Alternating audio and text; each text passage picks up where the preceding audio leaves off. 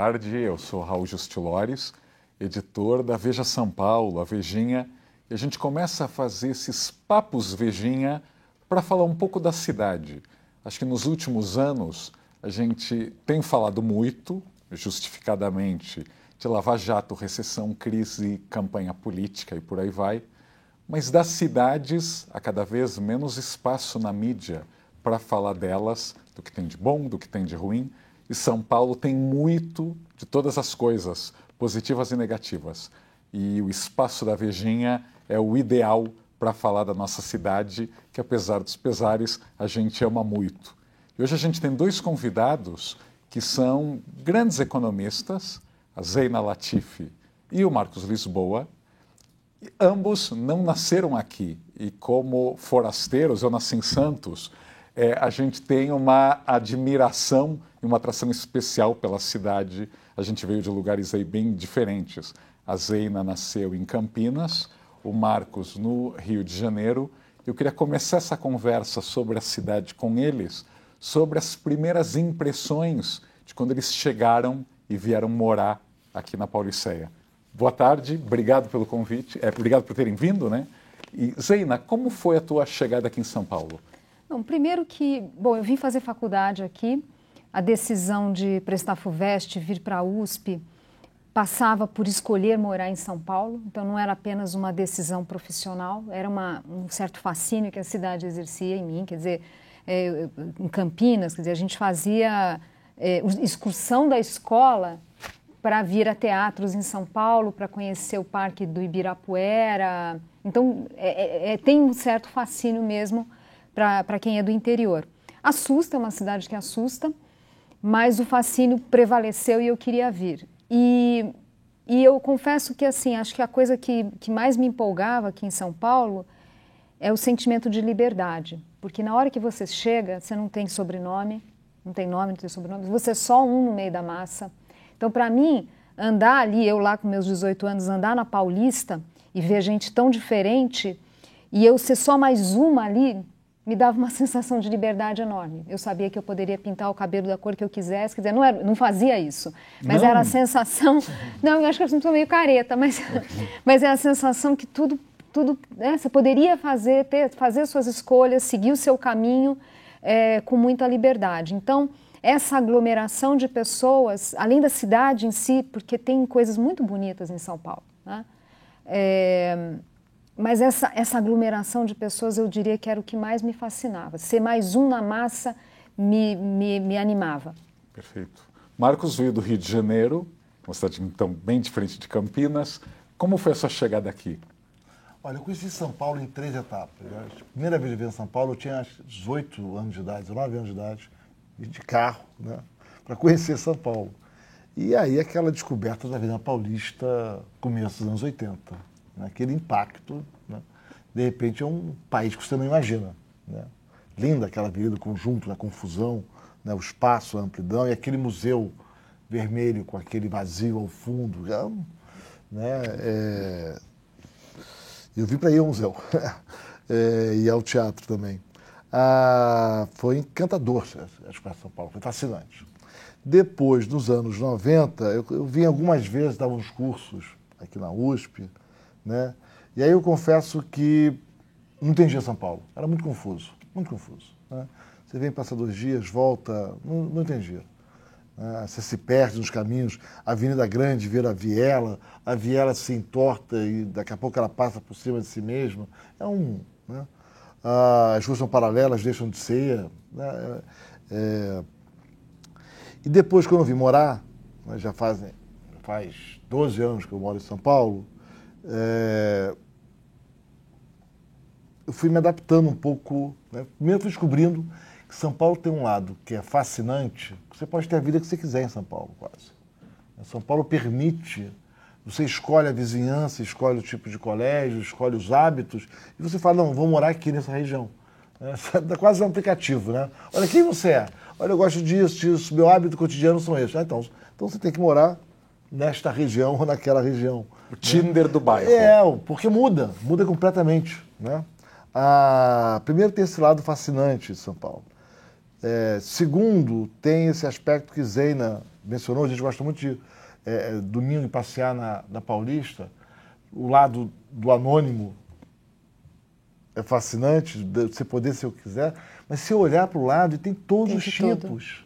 Que, mas, sabe, aquilo dá uma alegria, né? Você olhar e tem gente assim, tem gente assado, um se fantasia disso, outra opção é essa. Aí tem casal assim, casal assado, às vezes não é casal, é mais casal, sei lá, eu acho isso essa diversidade, essa abertura ao diferente, essa convivência ao diferente, né? Para mim é o aspecto talvez mais encantador e fascinante de São Paulo. Apenas que os tempos não estão tão assim, né? Talvez São Paulo tenha algo a ensinar um pouco mais, né? Essa diversidade da Paulista tem algo a ensinar mais para o país e para a tolerância e para a convivência com a diversidade. Perfeito, perfeito. Quem está assistindo agora aqui no Facebook da Vejinha, Marcos Lisboa é presidente do INSPER, foi secretário de Política Econômica do Ministério da Fazenda entre 2003 e 2005, né? Estudou e foi professor dos Estados Unidos em um bom tempo, mas como carioca tem uma pergunta aí obrigatória. São Paulo, túmulo do samba, é muito injusto? O que você descobriu nesses anos aqui? Olha, é injusto, né? Primeiro tem, né? Tem samba, tem mais. Eu sinto falta do choro, né? O choro carioca me faz falta. Tem muita gente fazendo coisa bacana. Você anda não só na Vila Madalena, você vai no centro, volta e meia descobre. E a gente assiste às vezes shows inacreditáveis, surpresas, pessoas na rua tocando, né? Então, e São Paulo tem esse lado musical, tem o lado do músico, né? Acho que a música nos encanta, os músicos também, né? É uma vida, é uma opção para a arte, né? Uma vida que não é fácil, a vida é difícil, a vida do músico. Mas São Paulo tem espalhados, eles vão migrando, né? Os lugares abrem, às vezes duram, às vezes fecham, né? E tem, inclusive, uma amiga nossa, a Roberta Valente, ela faz esse trabalho de procurar resgatar o velho samba, né? Ela tem todo esse esforço, pessoa muito agregadora. Foi uma descoberta para nós, o samba em São Paulo. Aliás, sabe o que eu acho? Acho que tem mais samba em São Paulo que no Rio. Opa, polêmica. Eu acho. Polêmica. Eu acho mais fácil você encontrar um lugar para escutar samba e sambar em São Paulo do que no Rio. Porque o Rio, primeiro que o clima de insegurança está afetando muito as pessoas, então a Lapa, acho que o Marcos sabe falar melhor que eu, acho que não é mais a Lapa do passado. E eu vejo né, nessas gerações mais novas, um interesse por samba que a minha geração não teve, né? Bom, eu sou da geração que era o rock brasileiro, claro, né? Claro. Então era aquilo, né? Que era ótimo. Não tô falando assim, não estou desvalorizando, Blitz. não. Eu achava ótimo, ótimo. Agora eu vejo um resgate dessas gerações mais novas, né? Tem muito músico, muito novo, que a gente olha e fala, puxa, vida dura, e eles estão lá insistindo, enfim. Então, não sei, eu acho que talvez tenha mais revival de samba em São Paulo do que no Rio. O que teve uma coisa curiosa, que é a descoberta do passado. Acho que vem lá dos anos, acho que anos 80, 90, começou a ser redescoberta, né? Da velha tradição do samba, do choro. Né? O próprio Jacó do Bandolim, que durante muito tempo é pouco conhecido, né? Já teve um show lindo aqui, homenageando o Jacó, dos grandes compositores que a gente teve, né? E combinado com jovens que estudam música, né? É muito impressionante os músicos intuitivos que crescem com a música no cotidiano. Lembra um pouco aqueles músicos americanos que aprendem a música nas igrejas gospel cantando, né? Mas também é muito surpreendente a mistura desta tradição com os jovens que estudaram música clássica, o Zé Paulo Becker, e que depois se aproxima da música, do samba, do choro, e aí isso dá uma riqueza, né, entre a tradição e o estudo, e a tradição que vem de dois lados. Uma tradição que vem, no caso do Rio do Morro, ou das rodas, né? Mas também vem do estudo da velha tradição, que é a mistura do samba, né? O samba, o choro, eles trazem em si tantas influências, é até difícil saber exatamente, né, qual é a origem, né?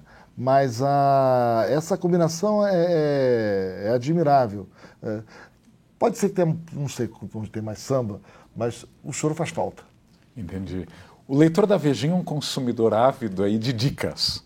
Ele quer saber, quer chegar, se possível fazer fila no lugar que a gente recomenda. Que lugares você levaria aí um forasteiro para ver, ouvir, sambar em São Paulo? Putz, tem um lugar, é que eu não vou saber o nome. Mas Tenta explicar. É uma portinha desse tamanho, do lado de um posto de gasolina, na rua Inácio Pereira da Rocha, né? Inácio Pereira da Rocha. É um buraquinho, eu nem sei o nome. Ok. É um pouco antes do cemitério. Lá é um lugar bacana. Perfeito. E o Alemão, né? Tem o Bar do Alemão, Bar do Alemão. No centro. Não, ali do lado do Parque Antártico, isso. Ali o Bar do Alemão é um lugar clássico, né? Tem muita gente boa para ouvir. Não é para dançar. Não é para dançar. Mas é para ouvir boa música. Mas tem umas portinhas lá na Vila Madalena, tá cheio de portinha. Eu falei dessa daí, mas tá cheio de portinha ali, tá cheio de boteco ali. Tem de tudo, tá? Tem que preparar. Você vai se encostando ali. E você vai andando, vai rodando, tem na rua. E tem os músicos que vão rodando, você tem que ir atrás dos músicos, né? Os músicos é a vida itinerante. Tem lugar que funciona agora, não funciona depois, você roda, acompanha. Enfim, tem bastante. Dá um certo trabalho ficar atualizado, né? Um certo trabalho. Às vezes lugares que a gente ia, sei lá, ano passado, agora já não rola. Já não estão funcionando ou não estão talvez com artistas ao bem vivo? Dinâmico. Muda, bem dinâmico. Muda. Então a gente vai continuar então cobrindo na Vejinha. Então, por favor, leiam a Vejinha para saber que lugares abrem, que lugares fecham. Zeina Latif, para quem acabou aqui de sintonizar na Vejinha, ela é economista, como eu falei no início, ela é economista-chefe da XP Investimentos. E é importante falar, aliás, para quem está se perguntando, o nome vem de onde? Zeina Latif. O pai dela é um imigrante da antiga Palestina, né? E se é neta de portugueses pelo lado de mãe.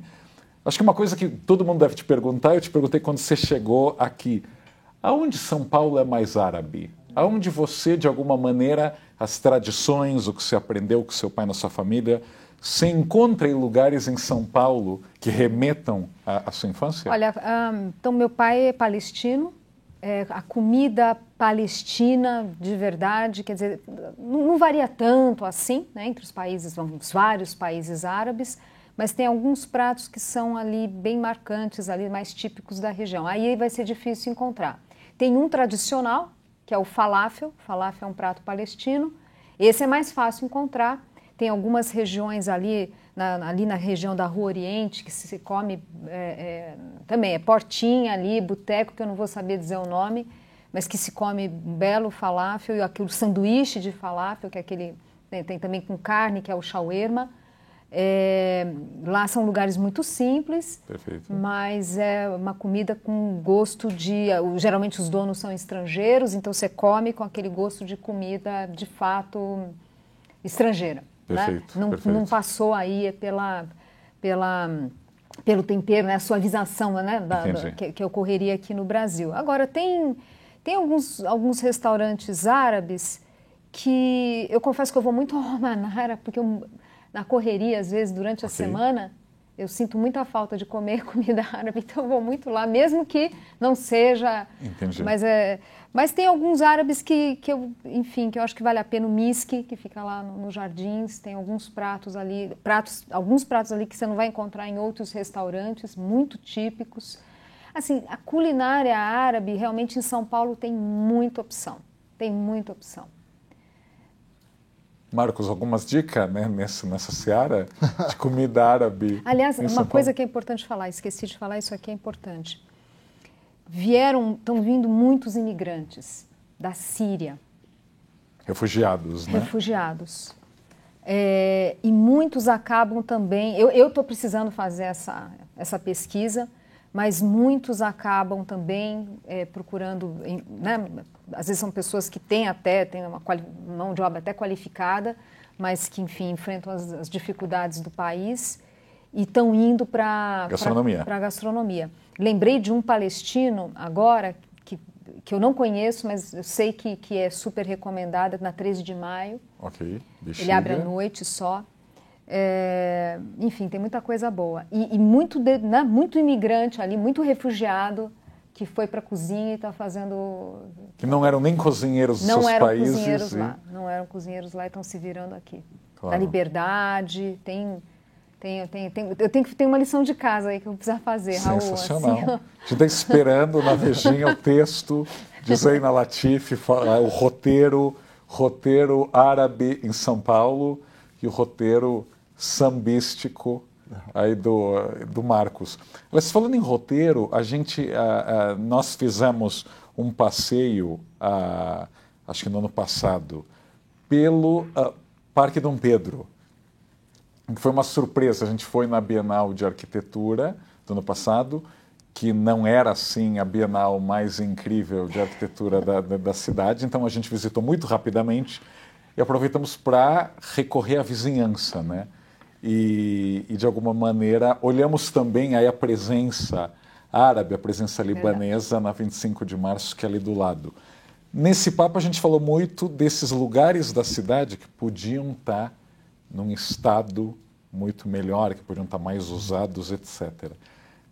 Nós criamos aqui na Vejinha uma seção chamada São Paulo Sonha, e que a gente fala aí das coisas que faltam na cidade ou de projetos que poderiam melhorar a vida na cidade. Começando pelo Marcos, que coisas faltam na cidade que você gostaria aí de ver? Assim, a gente já tomou nota do chorinho, mas indo além do chorinho, o que mais a cidade podia ter? Algumas coisas. Primeiro, fazer uma sugestão. Acho que melhor do que eu, ter esses ou músicos ou incríveis amigos da música, como Roberta Valente ou o Luiz Nassif, que acompanham, que conhecem, que poderiam, talvez, diretamente falar mais dos lugares do samba, acompanhar, acho que divulgar mais, né? E acho que seria muito bacana a divulgação do trabalho desses músicos, as pessoas devem conhecer, né? Tem uma São Paulo não descoberta aí de músicos incríveis. Verdade seja dita, a virada paulista ajuda um bocado. Né? Ajuda um bocado. A virada paulista ajuda um bocado. Agora, eu acho que a São Paulo, eu acho que o que entristece São Paulo é o potencial perdido, né? Às vezes por uma regulação atrapalhada, boas intenções pouco estudadas, um pouco de dogmatismo, e de repente você vê áreas da cidade degradadas com um potencial. Você falou do Parque Dom Pedro, foi uma surpresa para mim aquele dia, o nosso passeio, né? Aquela região, uma região que podia ser tão bonita, né? Um transporte público atrapalhado, longe, tudo sujo, aqueles prédios, né, abandonados, né? Prédios e prédios abandonados, né? O rio do Tamanduateí, limpinho rio, ali passando. Né? Aquele rio pertence à história, ele ficou na história, porque não tem mais rio, né? Virou um filete ali, um canalzinho ali, tímido, né? O porto não é mais porto, mas enfim, a decadência, e tinham prédios muito bonitos, né? E prédios muito mais modernos para o urbanismo do que o que nós temos hoje. Aqueles prédios multifuncionais, é uma agência bancária aqui, é uma lavanderia ali, no meio é o subidor de moradia e um prédio lindo, né? Um prédio meio arte déco, meio começo do século. Tudo decadente. Quer dizer, por que decaiu? Quer dizer, por que o centro todo decaiu? Quer dizer, a nossa legislação que procura proteger, muitas vezes acaba sendo um empecilho. Fica tão difícil restaurar, fica tão difícil renovar, são tantas exigências, os órgãos de controle não conversam entre si. Quer dizer, quem vai para comprar um prédio no centro da cidade e restaurar? Né? O prejuízo pode ser interminável, porque você não sabe o ritual, não sabe o que tem que fazer, o órgão A não conversa com o órgão B, né? Então acaba essa situação terrível e lamentável de um centro maravilhoso como o centro de São Paulo, com ruas arborizadas, fios enterrados, né? Prédios bonitos, e você assiste à decadência pela impossibilidade da restauração, em decorrência das obrigações burocráticas. Outro exemplo, Pacaembu. Né? Pacaembu está começando a morrer, o bairro de Pacaembu. um bairro charmoso, né, simpático, né, um belo estádio no meio que também é pouco usado. Um belo estádio no meio que é pouco usado, né, mas enfim, você compara de um lado da avenida do outro. De um lado tem Higienópolis, tem prédios, tem comércio, tem vida. Atravessa, tem o Pacaembu. É bairro tombado, não pode unificar. Se quiser construir uma casa maior e comprar 2 terrenos, não pode. Como é tombado, a restauração é complicada. Né?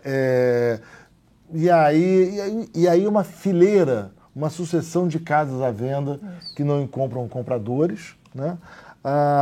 Quanto é que o metro quadrado do Pacaembu evoluiu, sei lá, na última década em comparação com o metro quadrado de Higienópolis ou de outros bairros assemelhados de São Paulo? Quer dizer, a nossa legislação de tombamento, ela muitas vezes, apesar de ser bem intencionada, ela acaba sendo disfuncional, porque ela torna a recuperação quase inviável ou um ato de masoquismo. Né? E por vezes, tomba-se prédios sem nenhuma razão de ser. Por que tombar o prédio do TBC? O TBC tem uma história bacana, foi importante, tem lá seu mérito. Podia fazer uma coisa tão legal ali naquele espaço, mas o prédio em si, urbanístico, não tem. Quer dizer, a área a ser preservada, ela tem que ser capaz de atrair as pessoas, de ser um lugar de convivência.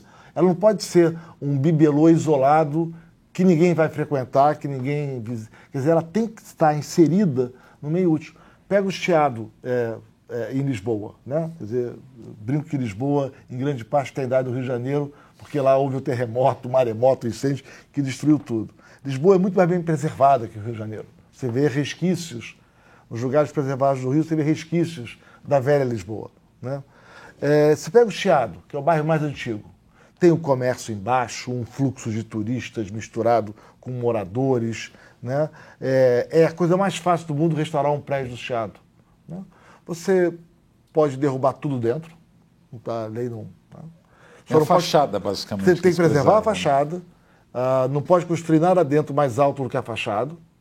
O volume não pode mudar. Não pode mudar, poucas vagas, uma vaga por apartamento, algo assim. E, pois em pouquíssimos meses está aprovado, se a prefeitura não aprovar, declara-se aprovado. Né? E os prédios estão sendo renovados e aquela região antiga de Lisboa virou uma região desejada, circulada, viva e preservada. Né? O mesmo podia acontecer com o Centro Velho do Rio, né? Aí a rua Riachuelo, perto da Lapa, ou com o Centro Velho de São Paulo. Pena que a gente não deixa.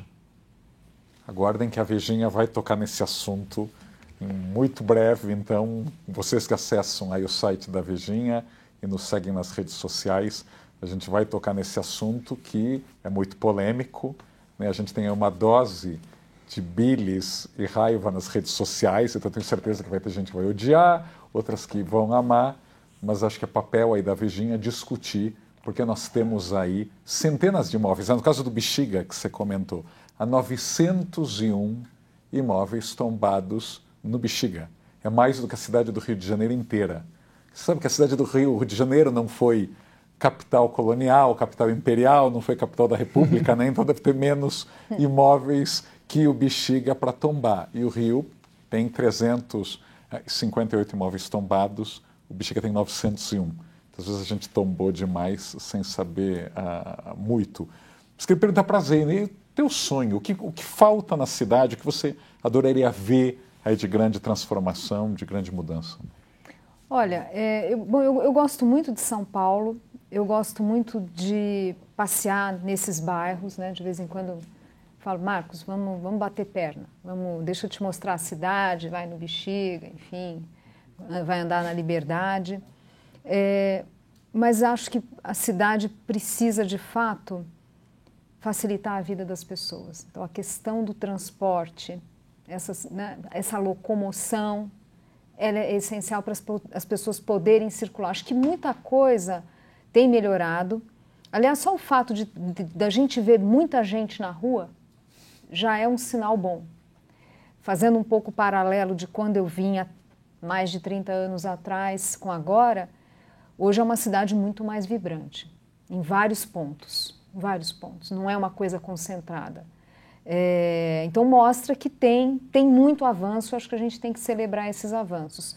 Mas eu sinto falta de ser uma cidade mais fácil para as pessoas. Além dessa questão de explorar, né, as belezas que tem, puxa, você falou da região lá do centro, por que a Florencio de Abreu não podia ter restaurantes bacanas para a gente ir? Tem prédios tão bonitos ali, será que se tivesse mais facilidade para fazer as reformas, né?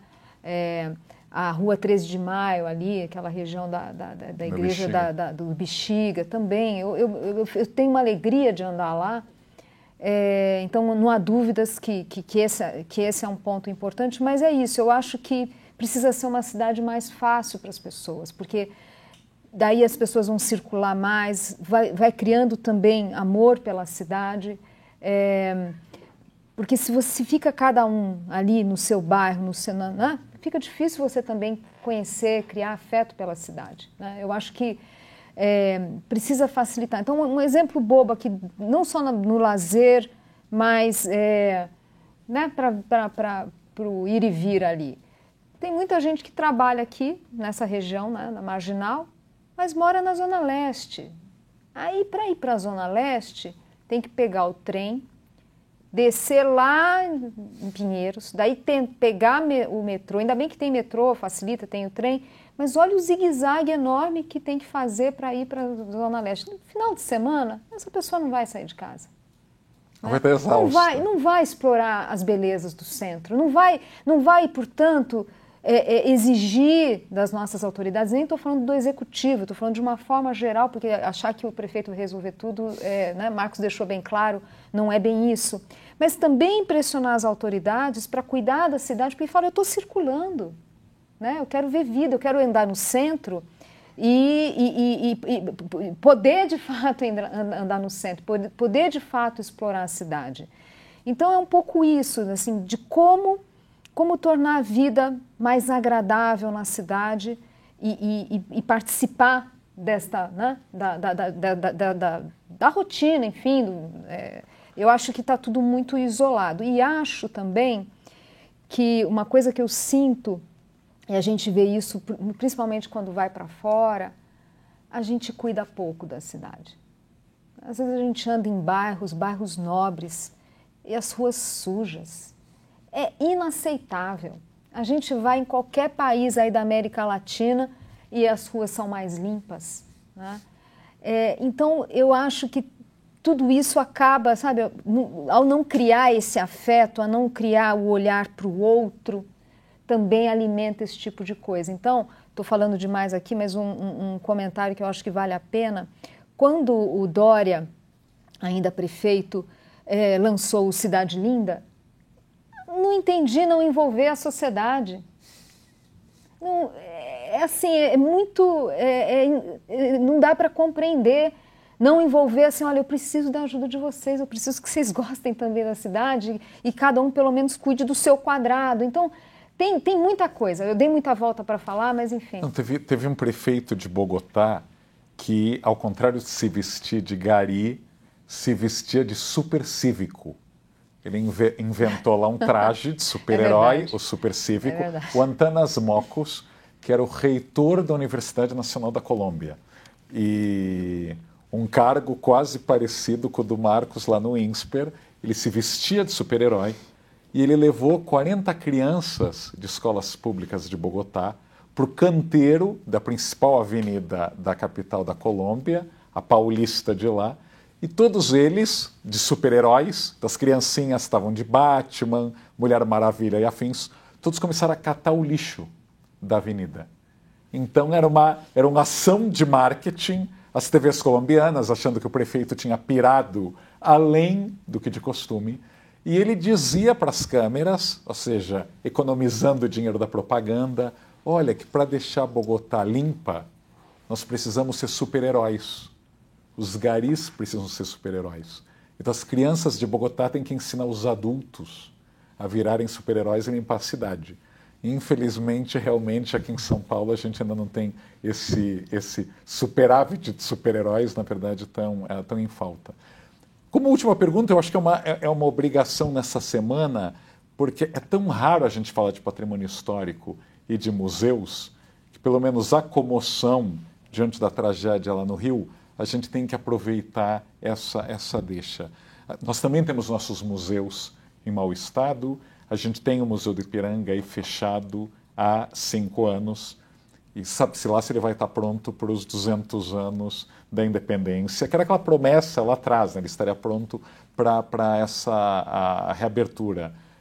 Na cabeça de vocês, o que a gente precisa fazer na prática para ressuscitar esses museus, usando o do Ipiranga como exemplo, mas o que veio à mente de vocês nessa semana aí rara em que a gente fala do nosso patrimônio abandonado? Você quer falar? Olha, acho que primeiro tem muito desejo para o museu na cidade. Você vê qualquer exposição minimamente razoável, com peças, né, atraem filas, né? Museus estão mal conservados, né, maltratados, e tem gente... Então, primeiro, eu acho que há uma sociedade de desejo. Agora, a gente gosta de tornar a vida complicada no Brasil, né? Agora mesmo começou a mudar a tarifa para importar obras de arte para exposições. É tudo confuso. Quer dizer, eu acho que um pouco todos que vivem ao redor, né, dos museus, assim como do patrimônio histórico, conseguir sentar à mesa e discutir, olha, qual é uma agenda para desburocratizar? Como é que eu torno mais fácil restaurar os prédios do centro de São Paulo, instalar padarias, restaurantes na parte comercial embaixo? Tudo bem, não sei se a madeira do 5º andar vai ficar exatamente igual, mas como é que, né, volta a ter vida? As pessoas voltam a morar, voltam a frequentar, voltam a comercializar. A mesma coisa, como é que a burocracia para fazer exposições, abrir o espaço, né, dos museus mais amplos para outras formas de arte também. Inovar um pouco, vamos experimentar um pouco, né?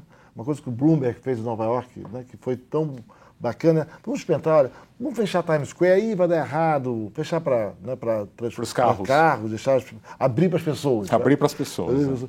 Mas não vai, os comerciantes foram quando a gente vamos experimentar um tempo, se não der a gente volta, se der errado a gente volta. Funcionou, em outras regiões não funcionou, botar aqueles, né, cadeirinhas, não, né? Não ser tão complicado. Né? Você quer botar um negócio de madeira em frente ali no estacionamento aqui, para iPad, são meses, para conseguir uma autorização pequena como essa. Que tal retirar um pouco das vagas das ruas e aumentar as calçadas ficarem mais agradáveis para o passeio, mas não sai fazendo a cidade inteira de uma vez, né? Experimenta em alguns lugares, vê se funciona. Então, quer dizer, desburocratizar, facilitar, criar procedimentos mais fluidos, né? Que ao mesmo tempo garantam o necessário de segurança, né, adequado, mas que não tornem inviáveis uma burocracia interminável, né? O objetivo no fim do dia tem que ser o cidadão. É a restauração do patrimônio que se transforma em moradia, é a parte comercial que se transforma em comércio com entra e sai de pessoas, né? São as exposições que atraem público, né, as manifestações. Quer dizer, o foco não pode ser a burocracia de eu ter um procedimento para cumprir e a gente vai cumprindo esse procedimento e atrasou vários anos, sinto muito, né? Nós temos que responsabilizar a gestão pública quando ela não entrega o que dela é esperado. O que se espera da regulação do Centro de São Paulo é que ele volte a existir, que ele volte a viver, que ele volte a ser moradia, que ele volte a ser regular, que ele volte a ser seguro, né? O caso do Museu do Rio é dramático, mas revela um pouco o Brasil que a gente vive, né? A verba para o Ministério da Educação cresceu 70% acima da inflação na última década. O Ministério contratou 100 mil pessoas na última década, o dinheiro aumentou, né? Só que foi para gente, foi para salários, foi para aposentadorias, descuidaram do museu, né? O museu foi descuidado, a verdade é essa. Não foi falta de dinheiro, foi falta de cuidado, né? É uma burocracia que olha muito para si mesma, né? E não olha para o interesse público, né? Então, eu acho que tem um olhar diferente para a gente tratar o país. Agora, o potencial de São Paulo, como você falou, com os museus, com os espaços, com a multiplicidade de espaços públicos, essa diversidade de São Paulo, que está nas pessoas, mas está nos bairros, está nas ruas. Cada São Paulo que você olha é de um jeito, né? tem aquela São Paulo mais elegante, anos 50, de Higienópolis. Ali é um bairro admirável, alto, com comércio, moradia, tudo combinado. Tem a bagunça da Vila Madalena, que também é adorável, né? Que se transforma. Mas você vai para a Zona Norte de São Paulo, você descobre lugares incríveis, os restaurantes, mas a gente gosta muito de restaurante que tem a cara, né? Tem que ter jeitão próprio, não pode ser risoto camarão, né?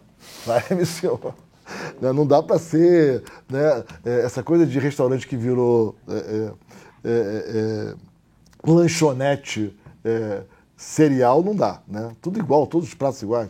Mas você vai lá para a Zona Norte, tem um presidente. Tem tanta coisa. Tem tanta coisa, tem um presidente. Aí muito restaurante de imigrante. Tem o Mocotó, que é aquela coisa admirável. Volta e meia os amigos vão contando de novas coisas que descobrem. Lugares, E você se surpreende. Tem uma São Paulo incrível a ser descoberta e a ser valorizada. Tem uma coisa que eu queria colocar aqui, só para reforçar esse ponto do Marcos. A gente precisa ter menos... O Brasil, todo mundo é muito desconfiado. O setor público desconfia do setor privado, que desconfia do setor público, né? A desconfiança, ela marca muito as relações e por isso que tem também tanta burocracia, enfim, tantas amarras, tem um pouco a ver com essa desconfiança. Mas o ponto é que, assim, vamos pegar, por exemplo, se você consegue, né, aos poucos, facilitar a vida do setor privado. Vamos pegar o Instituto Moreira Salles ali na Paulista. Vive cheio, todo mundo adora. Quem passeia no final de semana na Paulista dá um pulinho lá. Tem várias atrações culturais. É ótimo, né?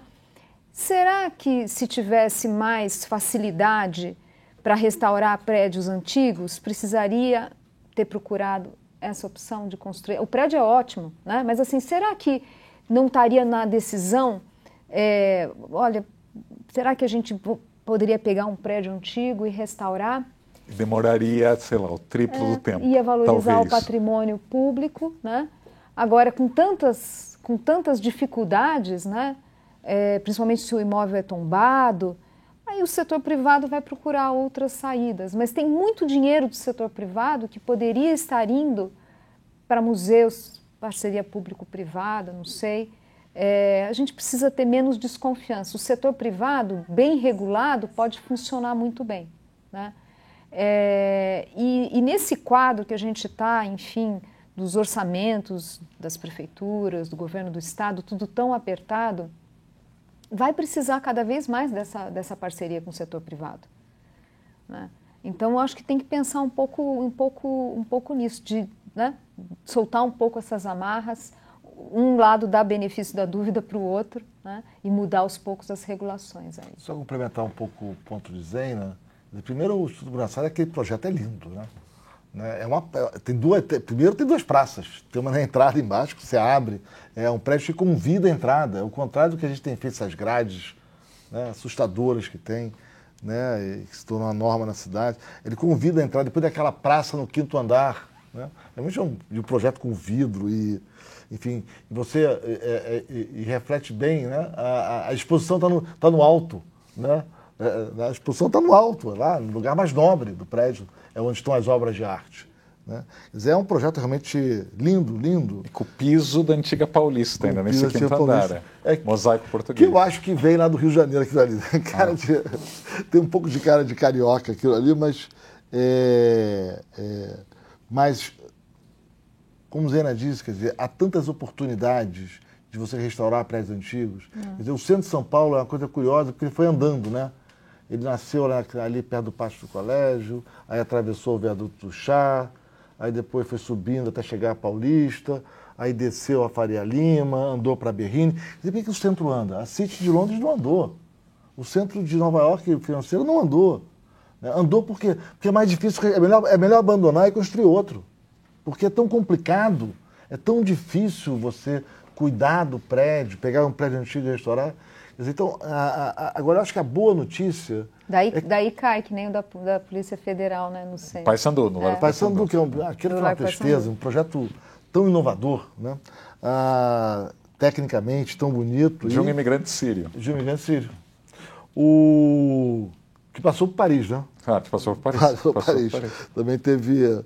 Mas você é dado uma nota otimista. Não, nota otimista é o seguinte... O centro vai estar voltando agora? Não, acho que assim, primeiro, quando eu digo que passou por Paris, é porque é a combinação de estilos que é interessante. É essa mistura, que nem eu falei do samba, do choro, né, da arquitetura, que combina os elementos. É tão rico um país de imigrantes, tão rico um país de imigrantes, e a gente às vezes dificulta tanto. Agora você sabe, assim, desculpa, eu tenho muita esperança nessas gerações mais novas. Uma vez, Raul, você comentou uma coisa seguinte, que assim, olha, as gerações mais novas gostam mesmo de estar no centro ou nos bairros, né? Na rua. E eu acho que é isso que molda a agenda pública. Por isso que eu insisti na coisa das pessoas circularem e quererem usar a cidade. Eu tenho muita esperança nessa geração mais nova, né? Que por um lado está conectada nas redes sociais, mas por outro está vivendo mais a cidade do que a minha geração viveu. E eu acho que é por aí. Eu acho que esse pessoal pode moldar, e são mais exigentes.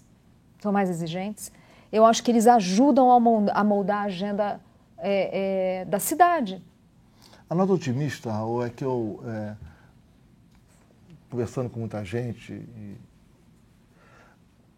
eu acho que tem muita gente envolvida com esses processos que, em dialogando, conseguiriam construir soluções, que desejam construir soluções, que têm as mesmas insatisfações. Não é que tem uma burocracia que se opõe, ou tem um muro intransponível da ideologia de que carro é bom e prédio alto é ruim, né, e não pode ter comércio com moradia. Eu acho que condomínio fechado é bom. Que condomínio né? fechado é bom. Eu acho que tem... o que está faltando é o espaço do diálogo. Eu acho que a nota triste é que as soluções estão aí. É copiar o que os demais países fazem. Vamos olhar como é que faz Portugal, Espanha, né, os países que conseguiram, o país parecido. Como é que Bogotá conseguiu? Aquela cidade tão arrumadinha, tão bacaninha. Né? Você chega na Colômbia e você fala, mas cara, é um país um pouco mais pobre que o Brasil e tão mais bem arrumado urbanisticamente do que nós. Como é que eles conseguiram? Por que será que a gente não consegue? Então, vamos copiar as boas experiências, vamos saber, olha, você está propondo uma regra nova? Bacana, está propondo uma lei? Como é que funciona nos Estados Unidos, no Canadá, no Chile, no México, em Portugal? Se você está propondo uma coisa que não tem em outro lugar do mundo, vamos combinar que, em geral, a gente não acerta, né? Como é que a gente pode facilitar, ter um processo para que tenha previsibilidade na aprovação de reformas? Previsibilidade. Que a regra do jogo seja clara antes de você comprar o imóvel. Né? Você tenha prazos e compromissos que não vai ter surpresas e o que era para demorar semanas vai demorar anos. Então, agora, essa é uma agenda a ser construída, e essa construção passa pelo diálogo. Né? Acho que cabe a gente propor, estimular e colaborar na medida do possível. Agora, eu concordo com o Zé, acho que a nova geração é bem melhor que a nossa. A nossa era muito autoritária. A gente sabia o que era certo, declarava em lei, né, e seguia o bonde, e não é à toa que a gente está entregando o país que a gente está entregando para os nossos filhos. Mas São Paulo vai melhorar, ou seja, lembrando aqui a nota otimista, de fato estamos ocupando mais áreas, né, da Praça Roosevelt, às avenidas, aos botecos, né? As gerações anteriores paqueravam dentro de praças de alimentação e hoje elas estão paquerando, quando não estão nos aplicativos, estão aí nas calçadas e nos barzinhos pela cidade toda. Agradeço muito a presença da Zeina Latif, do Marcos Lisboa, e vamos falar mais da cidade. O lugar para isso é a Vejinha. Então, até quarta que vem. Obrigado.